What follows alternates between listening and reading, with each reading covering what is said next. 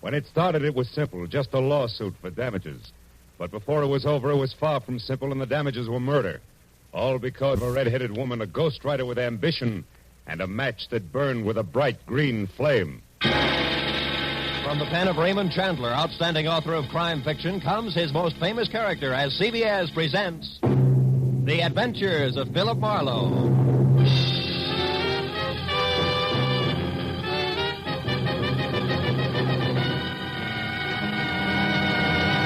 Now, with Gerald Moore, starred as Philip Marlowe, we bring you tonight's exciting story, The Green Flame.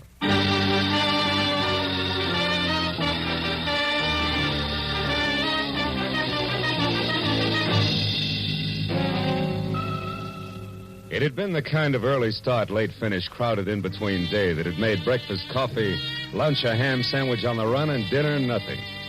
So by the time it finally ended, it was pushing 9 o'clock. And I was both a little tired and a lot hungry. All of which made the feast I could imagine spread out in front of me over an emerald green tablecloth something better than good enough to eat. Blue Point oysters on a half shell, a Caesar salad, veal scallopini topped with mushrooms the size of silver dollars. Oh, I was ready for it. Yes, well, the oysters once again became a blue ashtray. The scallopini a notebook. A green cloth underneath all. My desk blotter. Hello, Marlowe speaking. Dodie Whitmore, Marlowe. Ever hear of me? I have. I've also heard you own half a dozen screen magazines, a local radio station, and a daily published for the motion picture industry called the Hollywood Trades. Does that cover it? Not quite. Today I acquired something else. A libel suit for $100,000 that was just slapped against the trades by a has-been actor named Bradford Colby, which, Marlowe, is the reason I'm calling you. Oh? So drop whatever you're doing, boy, and get over here to the Whitmore building. Whitmore building? We're on El Centro near Gower, and closed. Tomorrow's Sunday, no addition. Figures. When the night watchman lets you in, turn left, keep walking till you get to an office numbered 116. You got that? Yeah, 116. But if you don't mind, Miss Whitmore, I'd like to do something. I'd like to eat first. Make it coffee and a ham sandwich at the outside and get over here fast. Coffee? Look, Miss Whitmore, I'm starving. Marlowe, how much do you get a day? 25 in expenses. Why? I'm willing to pay 125, and you keep track of the expenses. Now what do you say, boy? Boy says coffee and a ham sandwich will leave him stuffed. Goodbye, Miss Whitmore.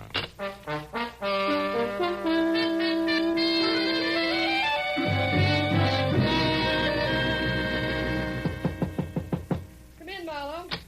Sit down over here, and if you smoke cigars, don't. I can't stand them. Drink? No, thanks. Marlowe, our A1 gossip columnist, Stanley McGrath, had this to say in today's edition of The Trade. Mm-hmm. The sometimes actor Bradford Colby won't call it quits. When refused a part by an independent producer who's short on funds, Colby offered to hawk all and come up with $20,000 if the producer would change his mind. The producer wouldn't. End of quote. And beginning of noise from Colby, huh? Yes, the clamor that we can only silence by proving that McGrath, what he said, is true. Which shouldn't be impossible because Max was a thorough man and never heard of the word rumor. Wait a minute. What do you mean was a thorough man? He died of a stroke, Marlowe, at 5 this morning en route to the hospital, age 61. His column, as usual, arrived here yesterday afternoon in the mail. He always wrote from his home, which is a junk-filled cracker box up on North Brunson. And now you're being sued by Colby for damages, huh?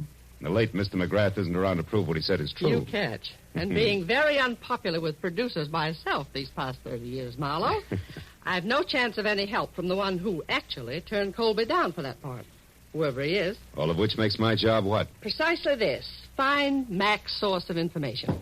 Come in, Larry. Larry North, Marlowe. My editor and anybody's Napoleon. Larry, meet Mr. Marlowe. How do you do? How did... Dodie, I've just found out that old Mac's only legman, a queer duck named Leonard Phipps, left town sometime yesterday for San Diego. May or may not be back by now. Where's Marlowe going to start? Well, I At figured... old Mac's place. Larry and I have already checked there, Marlowe. 8312 North Bronson. Maybe you'll grab onto something that we overlooked. Here's the key. Thanks. Mac lived alone. Don't get wrapped up in his notes. They're gibberish.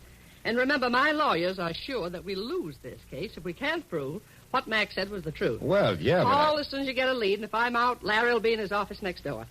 And, Marlowe, don't waste any time. There's a lot at stake, boy.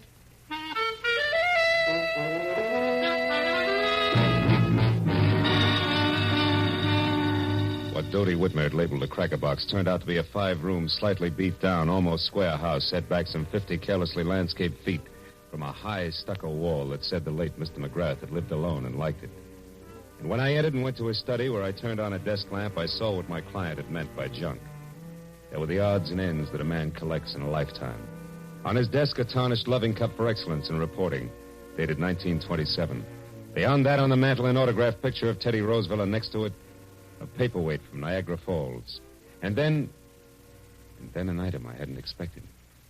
In a shadowed corner of the room, there was somebody else. A tall, gaunt somebody else, wearing horn-rimmed glasses and papers sticking out of every pocket. He was slowly, an inch at a time, backing off from the edge of the circle of light in which I stood. I took one casual step toward the desk and then nailed him. Get your hands off me. Why? So you can start running, Mr. Leonard Phipps? How do you know my name? I'm psychic. I also know you just got back from San Diego. What I don't know is what you're doing here. Now, come on. Talk, fast. Let go. Leave me alone. I'll talk. I've got nothing to hide from the right party. Who are you? Philip Marlowe, private detective, was working for Dodie Whitmer, a lady impatient to know which producer McGrath was talking about. In that article on Colby this morning. Now, do I qualify? Yes. Of course, we're both after the same piece of information, Mr. Marlowe. No? I want to find that answer, too, and then whisper it into Dodie's ear. Just to save her $100,000? No, just to get a chance to fill McGrath's shoes. And don't laugh, because I've been ghosting that column for the past month now. Didn't McGrath write this morning's column himself? No, he didn't. I did. But the piece on Colby was not mine. McGrath must have added that himself, the fool. Well, you don't sound like you're happy in your work, Phipps. I wasn't. Mac was a tyrant. I put up with him because he promised sooner or later to let Dodie Whitmore know that I was doing his work. Don't be too bitter, Phipps. Mac couldn't have known exactly when he was going to die. Well, what if he But could to get die? back to the subject, have you any idea where we can get a hold of something real to go on? Yes, I do. Out there in the living room. Yeah. Follow me, Marlowe. If you can, in the dark. Come back here. Ow! Ooh.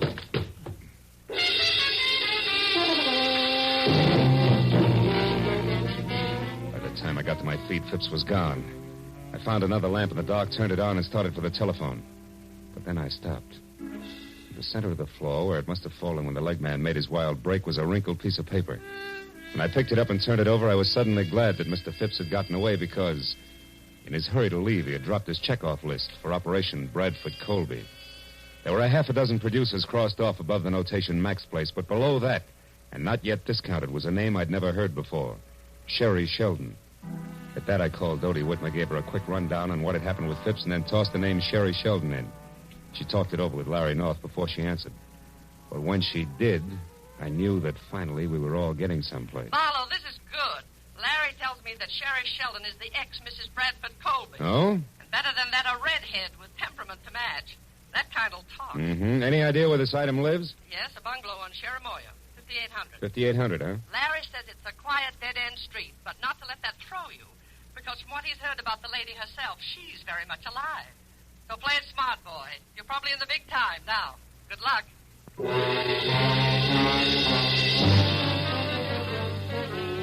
It's only a furlong plus the bungalow on Cherimoya, so when I pulled up and parked away from number 5800, I was still wondering exactly what play it smart, boy meant when the lady in question was known far and wide as a shock of red hair capping so much dynamite. But a minute later, as I walked toward the house, I labeled that thought introspection, dismissed it, and concentrated instead on an acre of tweed jacket that was unfolding out of a long, honey-colored sedan parked a little ahead of me. When it straightened up to something over 6.5 feet, slammed the car door shut, and stomped inch-thick soled brogans off in a king-sized huff, I knew that this was an angry man. And in the next second, I knew that it and the thespian Bradford Colby were one and the same. When Colby got to Sherry's doorbell and jabbed at it impatiently for attention, I ducked below a hedge nearby. When the door opened and then slammed shut again, I left the hedge in favor of an on-the-bias palm tree that bowed toward Milady's chamber, where I could both see and hear what had to be an exciting reunion. You said that you knew something that couldn't fail to intrigue me on this of all days. So now that I'm here, start intriguing, Sherry, darling. All right. How's this for a starter? I want, to the penny, exactly 1/2 of the money you're going to get from Dodie Whitmore. Oh, Sherry, how droll. Now, why in the name of the great American dollar do you think I'd give you so much as a sly glance at that delightful little fund? For 2 reasons. The first, I deserve it for putting up with both you and your abominable conceit for exactly 1 year. Oh, still droll, darling. Go on, keep laughing, Mr. Colby. Keep laughing while I light my cigarette with one of these matches, these cute ones that burn with a green flame. Where did you get those? In a little known lodge out beyond Malibu called the Green Flame. Don't you remember, darling? I ran into you there one day last week when you were having lunch with a mysterious stranger whom you tried to keep me from seeing. You nasty little sneak, Sherry. When you were so engrossed in keeping yourself between me and your guest that you left this souvenir book of matches at the bar after you graciously lit my cigarette for me. And what of it? They give those matches out by the thousands. That they do, but, Brad, dear, they all don't have numbers penciled on the inside. Numbers? What numbers are you talking about? Now who's being droll? What are you getting at, Sherry? This. I had a call a minute before I got in touch with you from a delightful gentleman who's very interested in what I'm getting at. So here, take your stupid book of matches and get out. No. I don't need them anymore. No, wait, Sherry, now please. Brad, I am going to have exactly 1/2 of that easy money that's coming your way. And after the gentleman I mentioned and I get together, I may want more. So don't say anything you'll be sorry for later on. Oh, Just Sherry. get out now. And don't come back until I send for you. Dear Brad. It was the better part of a minute before Colby, the actor, quit running the gamut of theatrical expressions indexed onto hate, and Colby, the man, stopped biting down hard on his lower lip. Then, without another word, he slammed out of his apartment, ran to his car, and started off. I waited long enough for the steam in the room to condense, and then I walked to the front door and rang the bell delicately, the way I imagined a delightful gentleman like Mr. Leonard Phipps might. Yes? Can I help you? I think so, Miss Sheldon. It's only a matter of a simple question. Did you give that Brad Colby story to McGrath yesterday? Wait a minute. Who are you? Why, Leonard Phipps, of course. I talked to you on the phone, remember? Oh, yes.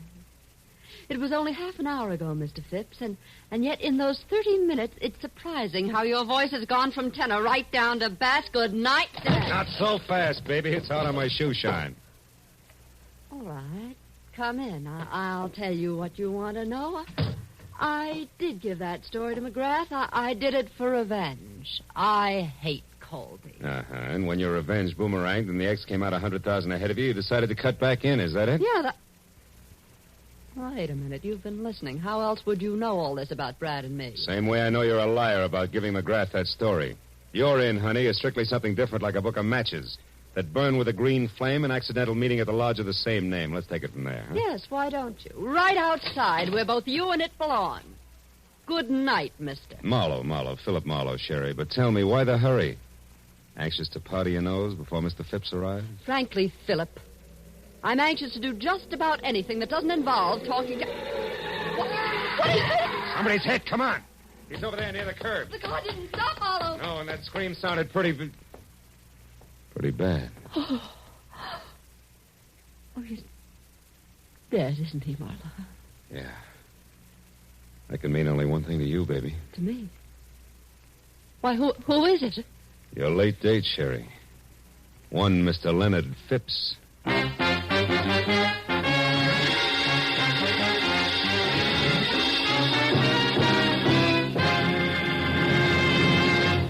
In just a moment, the second act of The Adventures of Philip Marlowe. But first, on the special program, One Great Hour, later tonight on CBS, President Harry S. Truman will be joined by Gregory Peck, Ila Lupino, and Quentin Reynolds to tell the story of what American religious groups are doing to bring relief to the world's war-stricken people. Be sure to hear One Great Hour tonight at 10 o'clock Eastern Standard Time over most of these same CBS network stations. Now, with our star, Gerald Moore, we return to the second act of Philip Marlowe and tonight's story, The Green Flame.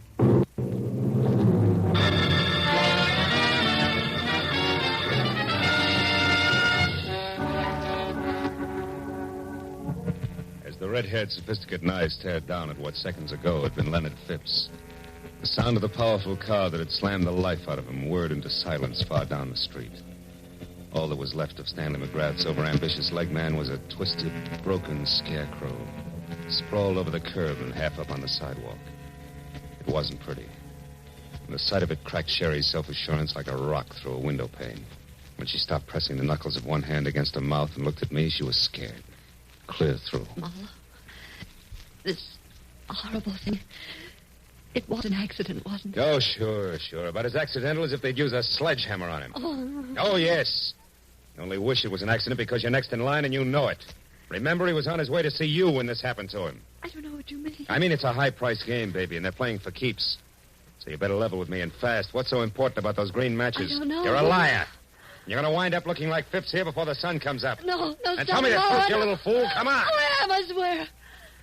Phipps called me because he thought I might have given McGrath that story on Brad, but I didn't. And why was Phipps still interested? Why did he want to talk to you? Because I told him I'd seen Brad with someone at the Green Flame last week, and that Brad was very upset when he found me there. All right, who is he with? I don't know. That's not the impression you gave your ex-husband, beautiful. I was swinging in the dark, Marlowe. 5 people left the Green Flame at the same time.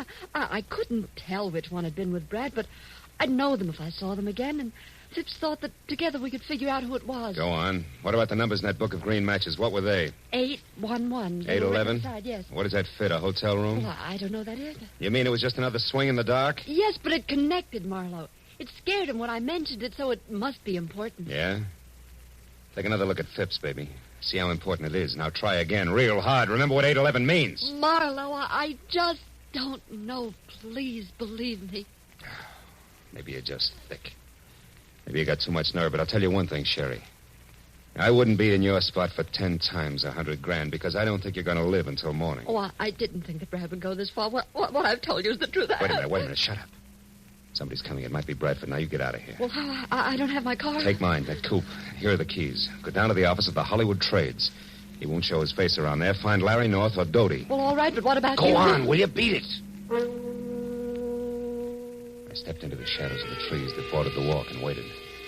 I heard Sherry slam the door on my car and burn $5 worth of rubber off my new fist tires getting away. A second later, the visitor I was expecting showed up, but it wasn't Brad Colby. It was Larry North. He ran 3 bustling steps out into the street and watched my coupe scoot out of sight. Then he spotted the corpse.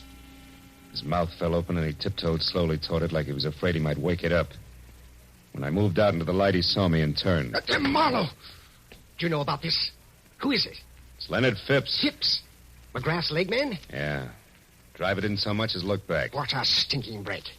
Phipps in a hit-and-run accident at a time like this. Look, you jump to your conclusions, North, and I'll jump to mine. Eh? What do you mean? Phipps knew something fishy about that item in McGrath's column. And Sherry Sheldon knew something fishy about Colby.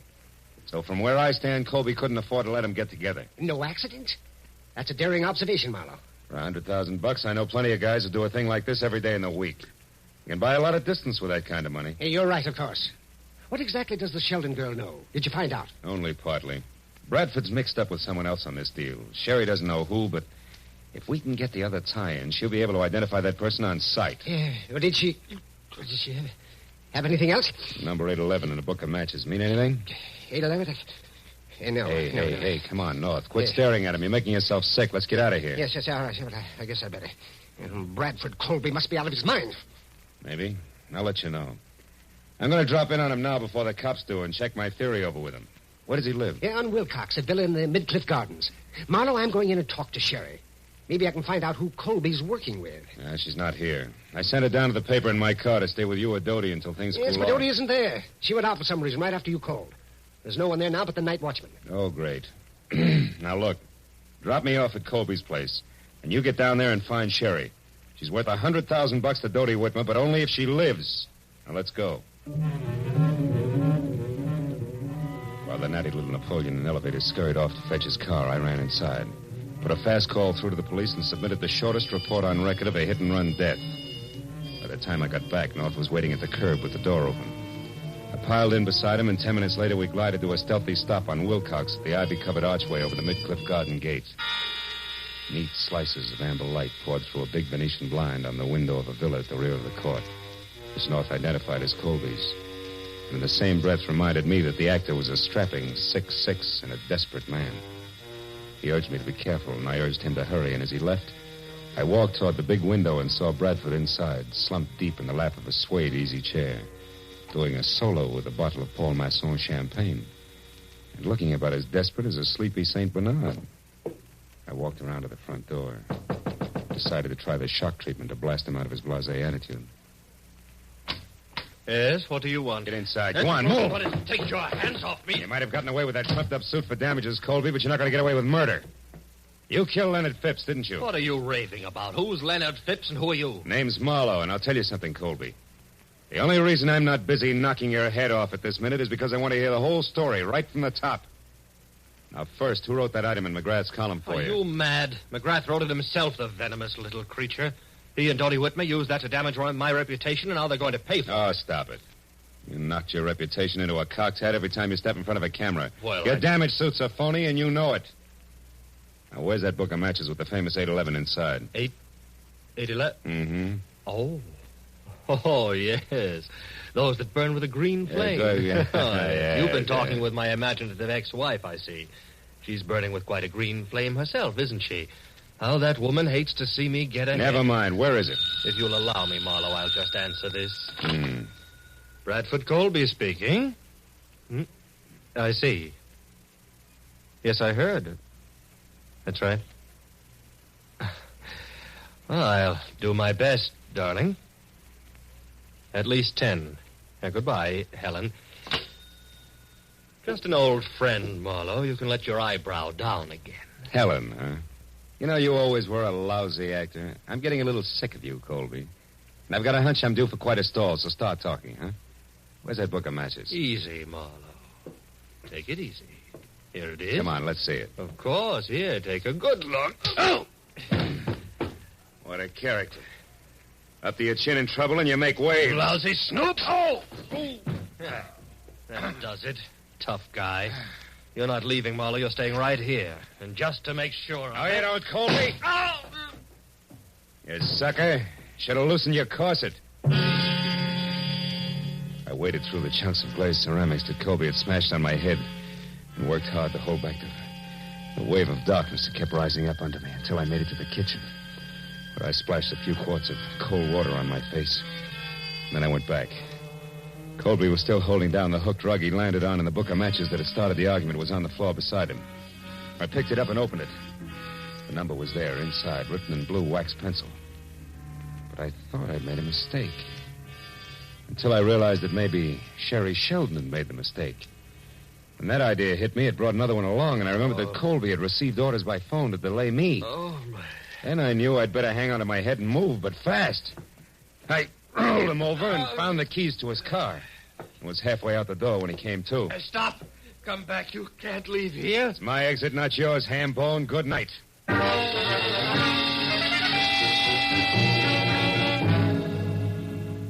It took all of 5 minutes to get from Wilcox to El Centro in Colby's long, honey-colored sedan. And on a hunch, I drove down the alley to the back door of the Whitmer building. The hunch paid off. Because I had stopped and turned on the parking lights when the door opened and I saw exactly what I'd expected. The watchman was on the floor out cold, and the little Napoleon in elevated shoes was staging a big exodus with his arms full of a very limp redhead named Sherry Sheldon. As soon as he saw the honey-colored car, he started talking. Brad, you idiot. I told you to stay home. Did you do it? No, she's only unconscious. There wasn't time. We'll have to finish it someplace else. Put her in the back seat. All right. Here.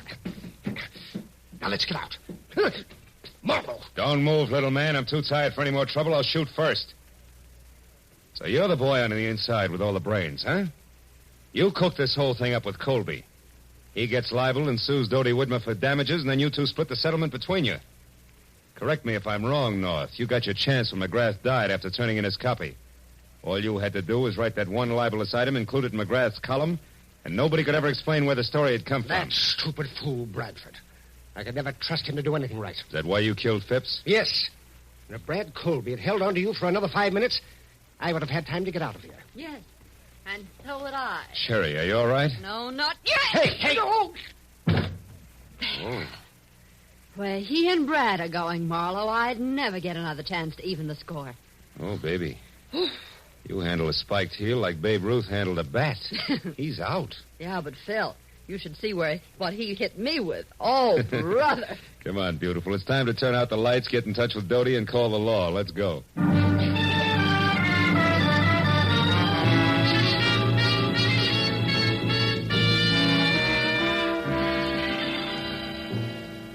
Well, let's go, Sergeant. Yes, Inspector. Thank you, Miss Whitmore. Good night. Good night. Well, I'm glad those cops and the cigars are gone.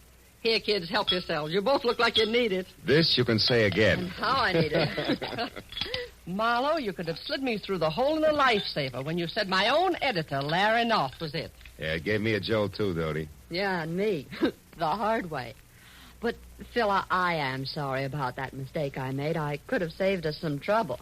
What mistake is this? Well, you see, honey, we knew that whoever was working with Colby had written down a number for him in a book of matches. Sherry here thought it was 811.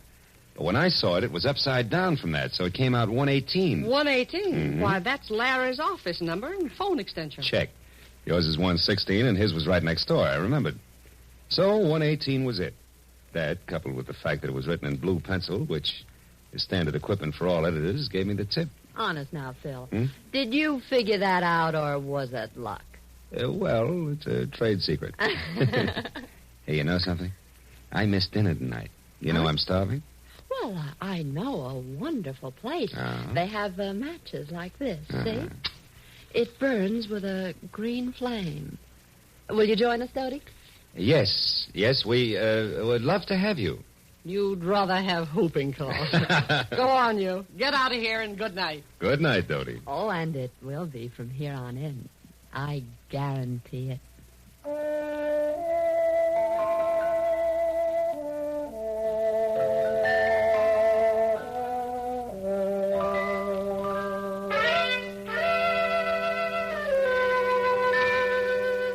A wonderful supper was waiting for us at the Green Flame restaurant. It was all arranged by a call from Dodie. And it waited until it got cold because we didn't show up to eat it. There was something about the moonlight glinting on the ocean and a certain stillness in the morning air that made food seem somehow unimportant. So when I finally dropped Sherry off at her place on Cherimoya, went home to my apartment on Franklin, it was either very late or very early, depending on the viewpoint. There was just one lonely sardine and a cold baked potato in the refrigerator. So I ate it. Then I sat down on my bed to light my last cigarette.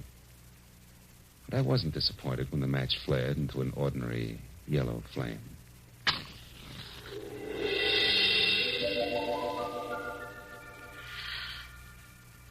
Good night, Phil.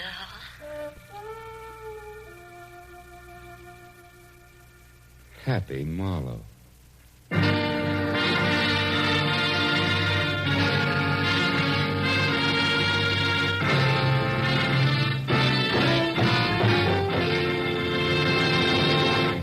The Adventures of Philip Marlowe, created by Raymond Chandler, star Gerald Moore, and are produced and directed by Norman MacDonald. Script is by Mel Donnelly, Robert Mitchell, and Gene Levitt. Featured in the cast were Fay Baker, Larry Dobkin, Myra Marsh, Howard McNear, and Parley Bear. The special music is by Richard O'Runt. Be sure and be with us again next week when Philip Marlowe says... It was a grim joke that started when 6 heirs came to an ugly house on a rain-swept island to hear a madman's will. But the joke soon turned to murder. And in the end, it was hard to tell who had the last laugh.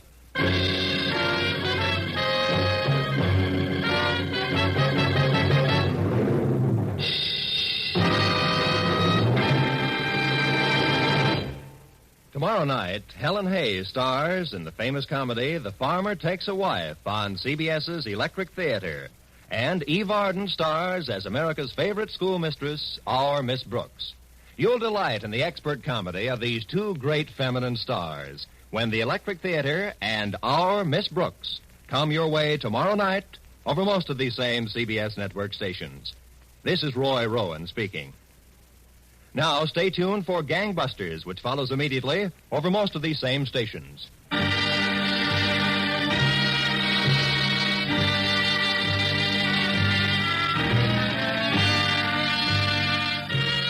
This is CBS, the Columbia Broadcasting System.